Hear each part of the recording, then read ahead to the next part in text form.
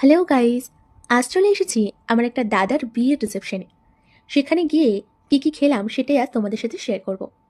প্রথমেই স্টার্টারে কিছু না খেয়ে আমি একেবারে চলে গেছি মেন কোর্সে।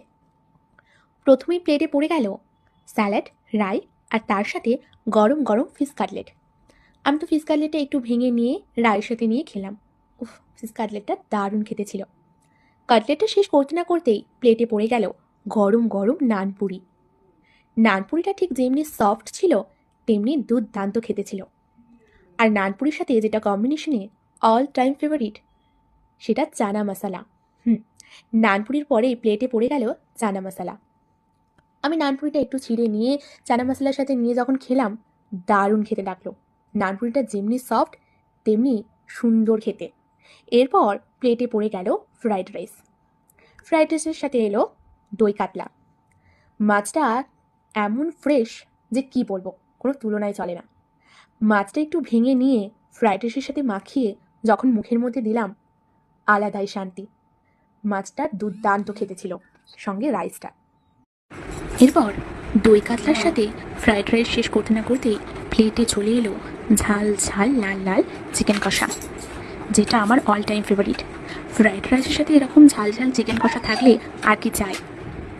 এই কম্বিনেশনটা মন্দ নয়, তাই না? আমি তো চিকেন কষা দিয়ে ফ্রাইড রাইসের প্রথম পাতটা শেষ করলাম। তারপর আবার নিয়ে নিলাম ঝাল ঝাল চিকেন কষা। এরপর প্লেটে পড়ে গেল আবার ঝাল ঝাল চিকেন কষা। আমি আরও একবার নিয়েছিলাম।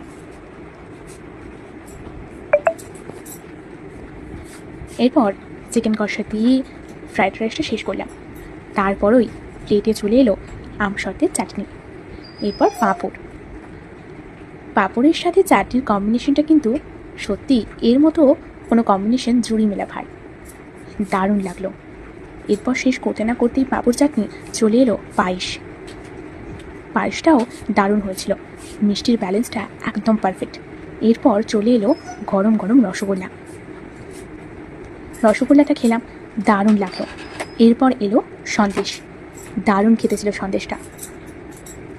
সন্দেশটা অনেকটা রসমালাইয়ের মতো খেতে ছিল, মন্দ নয়, বেশ সফট নরম, খুব সুন্দর খেতে ছিল।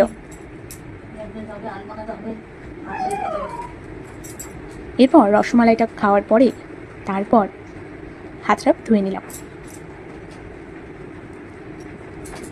এরপর হাত ধুয়ে নেওয়ার পরে শেষ পাতে ছিল আইসক্রিম আর জোয়ান, যেটা আমার all time favourite. Thanks for watching.